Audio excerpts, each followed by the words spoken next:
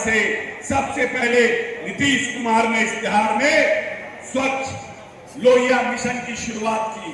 और जो लोग, जो बड़ी आबादी महिलाओं की थी, पूरी दुनिया सूरज उगने का इंतजार करता था, लेकिन जो आधी आबादी इस बिहार की थी वो सूरज डूबने का इंतजार करती थी कि जब सूरज डूबेगा तब हम फौज के लिए बाहर जाएंगे।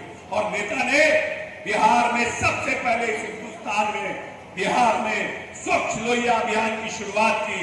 जो बिहार मात्र 4% घर में शौचालय था, मात्र 4% के घरों में आज लगभग 94% लोगों के घर में शौचालय देने का काम किया।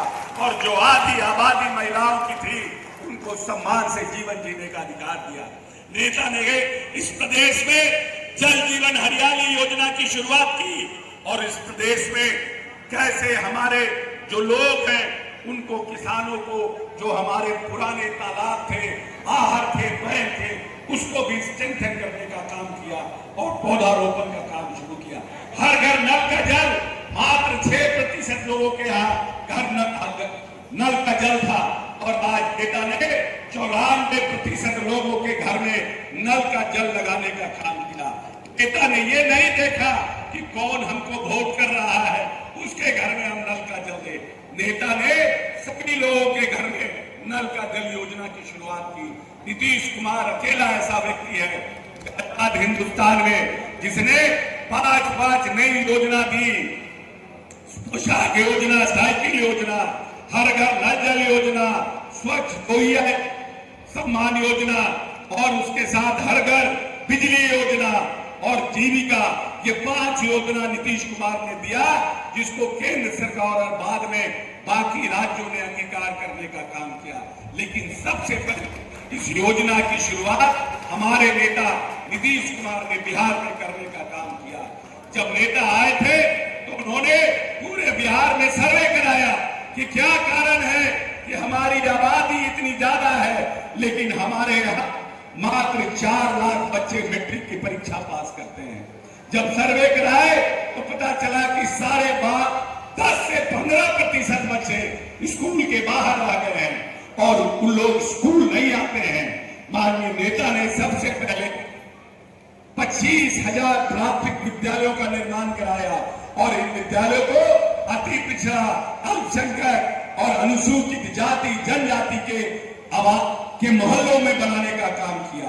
और पहली बार हिंदुस्तान के इतिहास में पहली बार कोई नेता पैदा हुआ जिसने टोला सेवक और तालमी मरकज के माध्यम से उन बच्चों को विद्यालय लाने का काम किया। और आपको जान के प्रसन्नता होगी कि 10.5% बच्चे अब विद्यालय के बाहर रह गए हैं, उनको भी लाने का लगातार प्रयास नीतीश कुमार कर रहे हैं। एक सरकार हमारे पहले थी जिनको 15 साल आपने अपने प्यार और आशीर्वाद से इस बिहार की बागडोर देने का काम किया था। उस सरकार में जो गरीब के बच्चे थे, जो दलितों के बच्चे थे, जो आर्थिक रूप से कमजोर लोग थे, उनके बच्चे थे, उनके लिए चरवाहा विद्यालय बनाने का काम किया गया कि जो बच्चे हैं गरीब के वो भैंस पर बैठ करके पढ़ाई करने का काम करे।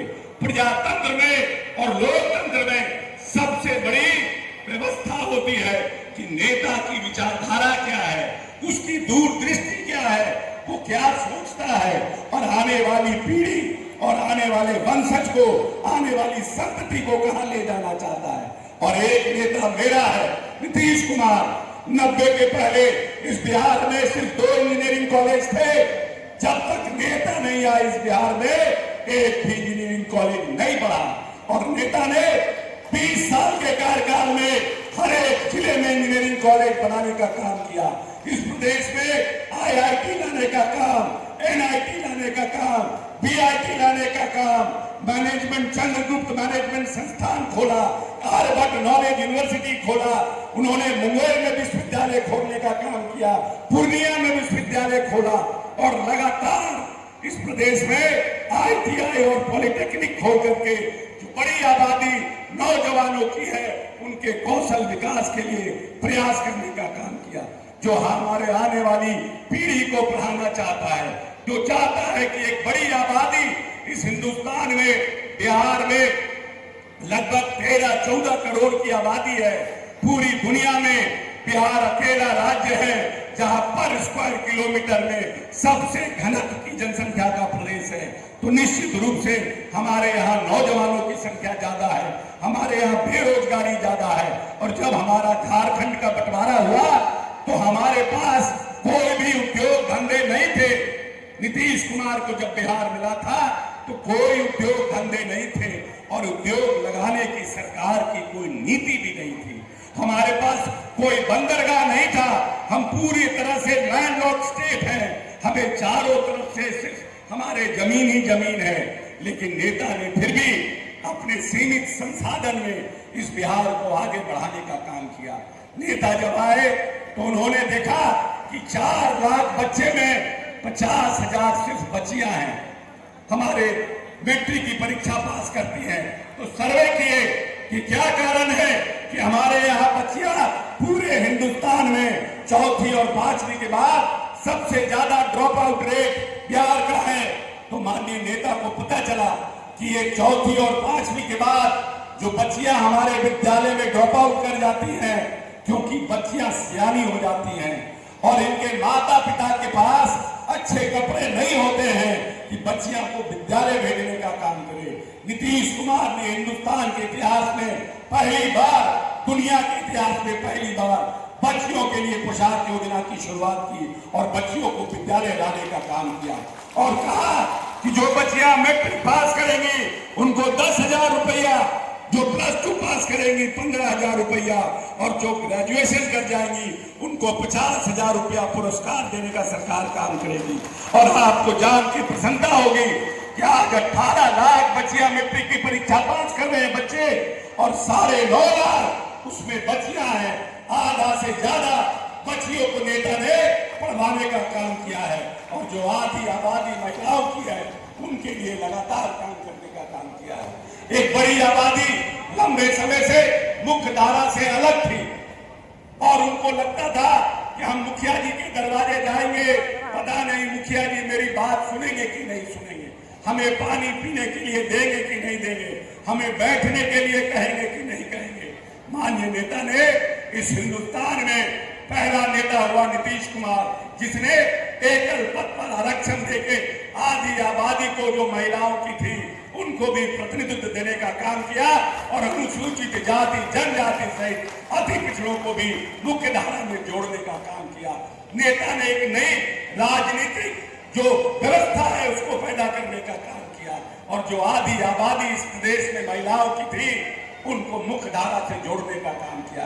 क्या बिहार था जब नेता आए थे 118 नरसंहार, पूरी तरह से नक्सलवाद बिहार को घेरे हुआ था।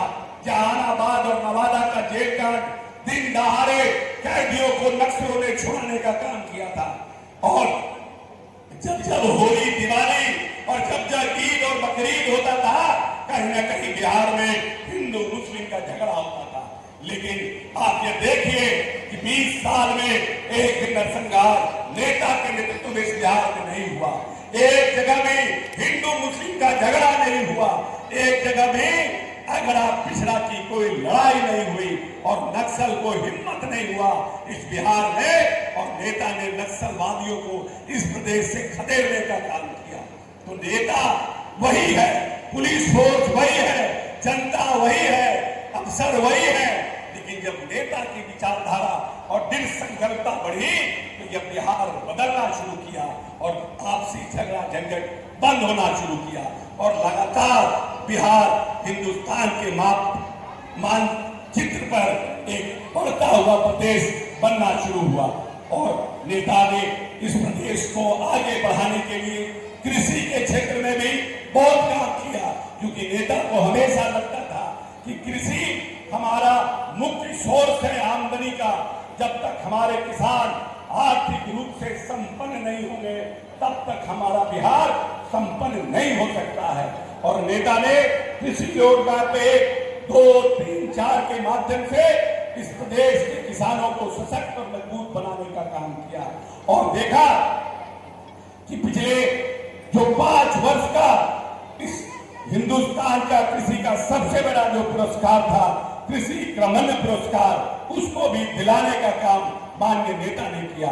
मक्का को हमने उत्पादन को 2.5 गुना बढ़ाया, हमने धान में दुगुना किया, दलहन में हमने अपने उत्पादन को 1.5 गुना किया, गेहूं में अपने उत्पादन को हमने दुगुना किया और 1.5 लाख हेक्टेयर भूमि जो सिंचित नहीं थी इस बिहार में, नेता ने उसको सिंचित बनाने का काम किया और लगातार हमारे किसानों को मिनिमम सपोर्ट प्राइस एमएसपी पर मिनिमम जो सरकार ने धान का दलहन का रेट रखा है उस पर कैसे किसानों को पैसा मिले, इसके लिए पैक्स को ताकतवर बनाने का काम किया और उसके माध्यम से धान गेहूं और दलहन का उन्होंने खरीदने का निर्णय किया है। इसलिए जो नेता हमारे आने वाली पीढ़ी को लगातार विकसित करने का काम कर रहा है, जो नेता लगातार नए इंडस्ट्रियल पॉलिसी ला करके और आपको बचाते हुए प्रसन्नता हो रही है कि अभी बिहार में लगभग 300 गुना उद्योग धंधों के लिए एप्लीकेशन आए हैं और लगभग 3 लाख करोड़ का हमारा एमओयू साइन है और सरकार लगातार विभिन्न जिलों में उद्योग लगाने के लिए जमीन अधिग्रहण का काम कर रही है। इसलिए हम बार बार कहते हैं कि इन 20 वर्षों में हमने अपनी मूलभूत संरचनाओं को बदलने और मजबूत करने का काम किया है और आने वाला यह 5 साल हमारे आर्थिक समृद्धि का समय है। जो बिहार 7,000 से नेता ने पर कैपिटल इनकम से शुरू किया और आज 66,000 तक पहुंचे हैं, उनका सपना है कि हम 1 लाख पर कैपिटल इनकम पर इस बिहार को लेके जाने का काम करें। याद कीजिए ये वही बिहार है जहां पर मौर्य राजवंश में बांग्लादेश से लेकर के अफगानिस्तान तक इसी बिहार से राज करने का काम किया था और सम्राट अशोक ने अखंड भारत का सपना देखा था और हिंदुस्तान को सोने की चिड़िया बनाने का काम किया था। हम बिहार के लोगों के डीएनए में पूरी की पूरी हमारी जो इंटेलिजेंट क्षमता है, जो हमारे आज भी आईएएस की परीक्षा देखिए, इंजीनियरिंग की परीक्षा ऑल इंडिया देखिए, मेडिकल ऑल इंडिया देखिए, सबसे ज्यादा बिहारी हमारे यहाँ मेडिकल इंजीनियरिंग आईएएस आईपीएस करने का काम करते हैं। लेकिन क्योंकि हमारी आबादी अधिक है, युवाओं की संख्या अधिक है, हमें उनके कौशल को और निखारना है और जो हमारे विरासत थी, यहाँ पर हमारे यहाँ विक्रमशिला और नालंदा जैसे विश्वविद्यालय थे जहाँ 200 देश के बच्चे आकर के शिक्षा ग्रहण करने का काम करते थे। लेकिन हमने अपने विरासत को खो दिया है और हमारे नेता उस विरासत को और हमारी समृद्धशाली इतिहास को दोबारा पाने का सपना देखा है और उसके लिए लगातार काम करने का काम कर रहे हैं। लेकिन हमारे जो पहले की सरकारें थी उन्होंने जात पात अगड़ा पिछड़ा करके इस बिहार को पूरी तरह से बांटने का काम किया और बिहार को माइनस ले जाने का काम किया। 3.5 से 4% पर उनको मिला था और जब उन्होंने नीतीश कुमार को यह बिहार दिया तो यह बिहार मात्र 2.5 के विकास दर से आगे बढ़ रहा है।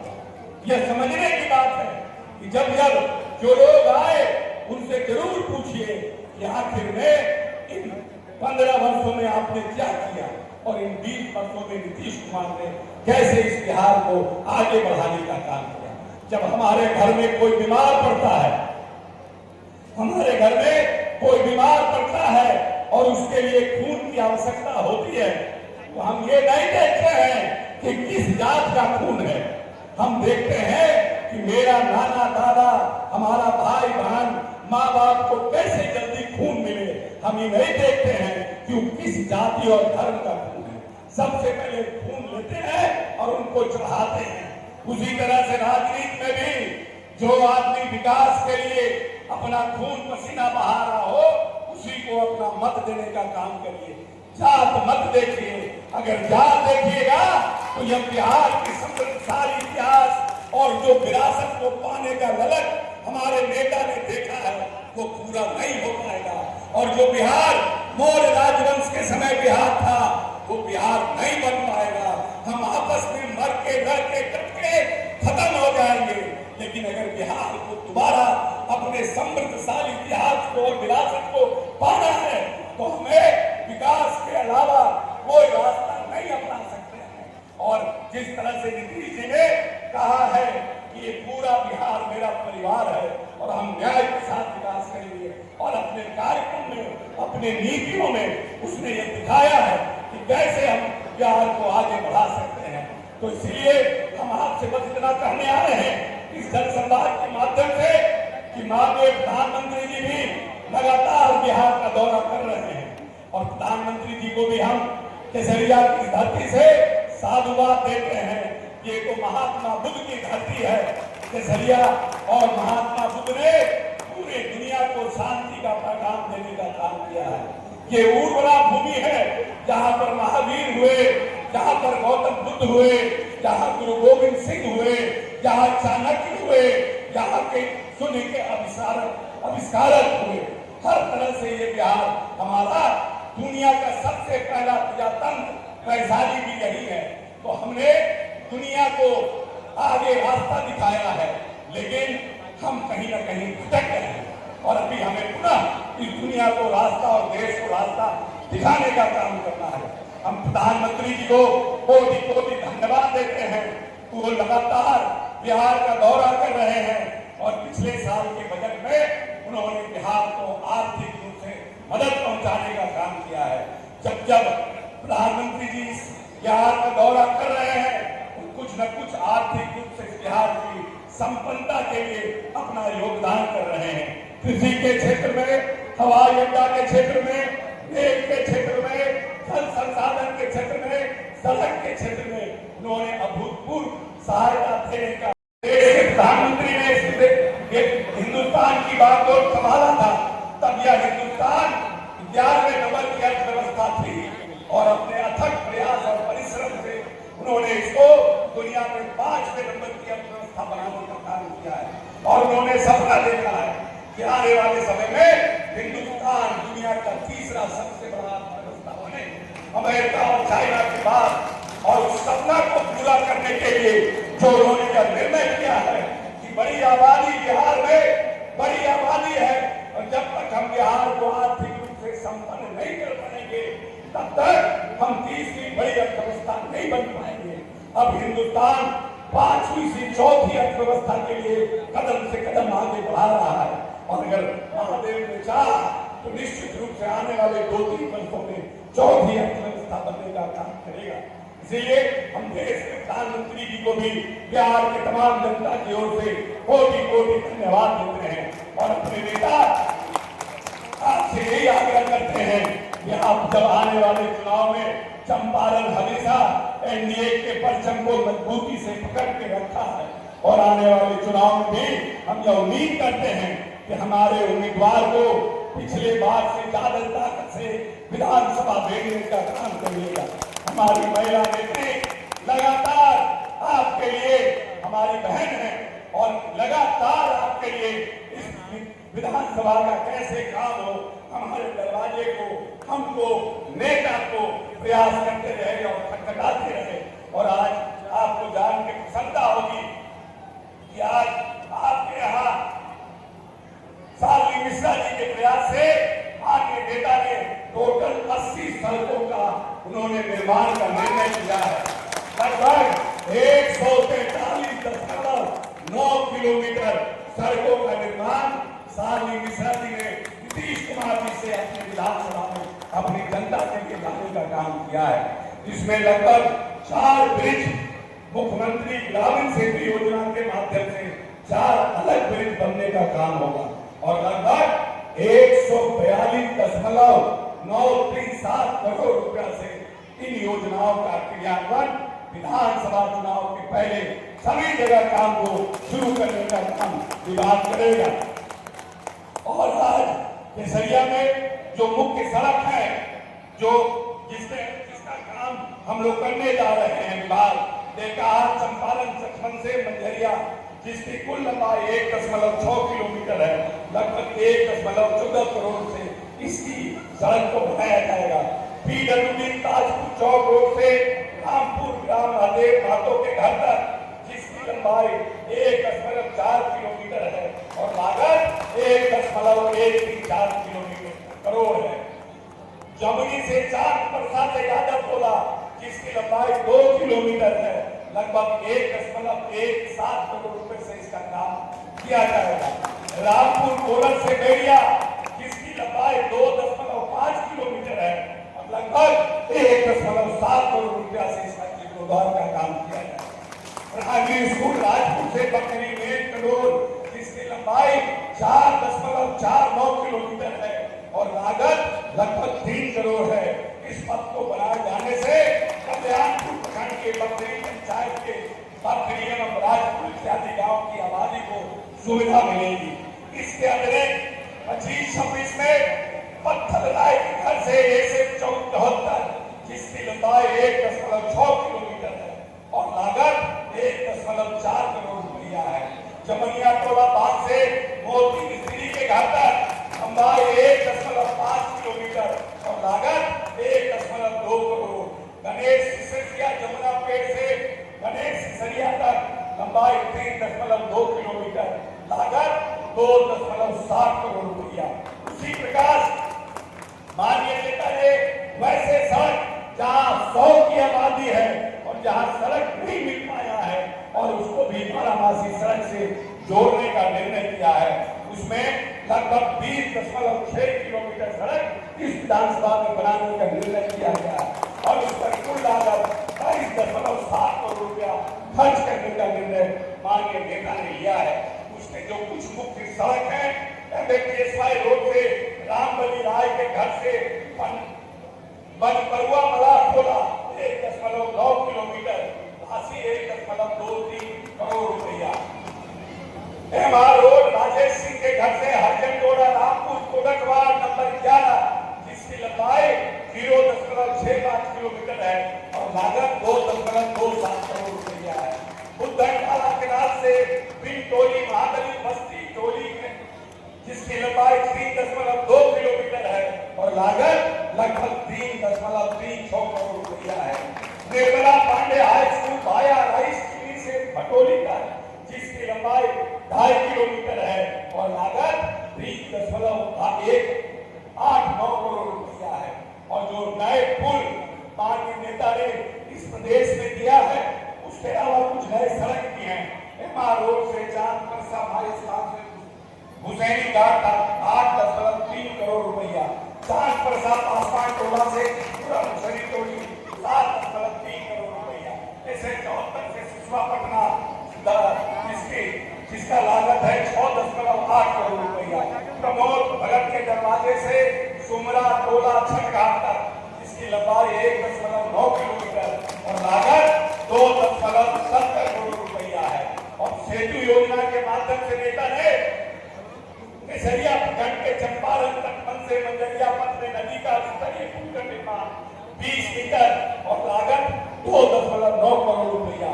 केसरिया प्रखंड में लोहरगांव पंचायत के राघव नाला में स्तरीय पुल का निर्माण जिसकी लागत 4.22 करोड़। केसरिया प्रखंड के बनपरुआ से पुरैना तक के नाली पर चैनल 170 मीटर पर पुल का निर्माण जिसकी लंबाई 20 मीटर लागत लगभग 1.5 करोड़।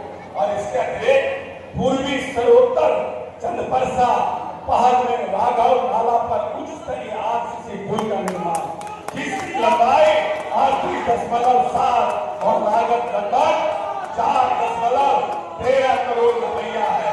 इसलिए लगातार आगे नेता ने आपके विधानसभा और आपके पूरे जिले में लगभग 1,832 करोड़ रुपए की राशि देने का काम किया है।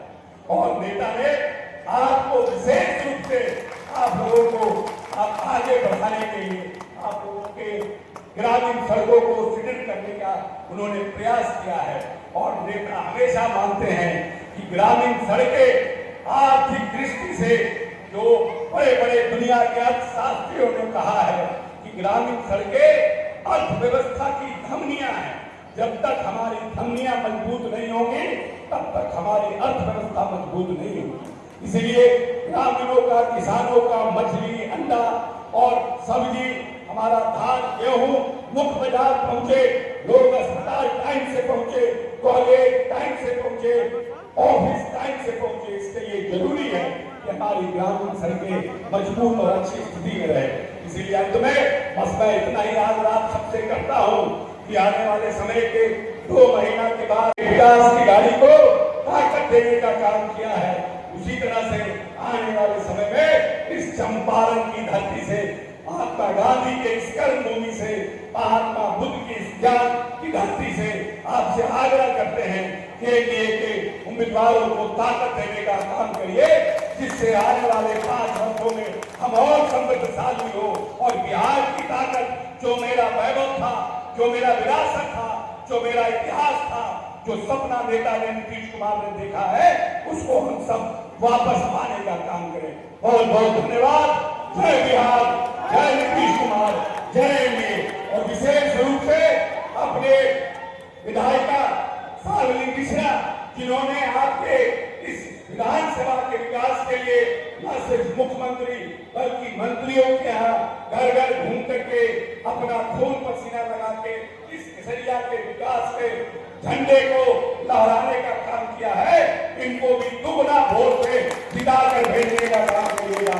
बहुत बहुत धन्यवाद। जय बिहार, जय नीतीश कुमार, जय एनडीए। बहुत बहुत आभार मानेंगे।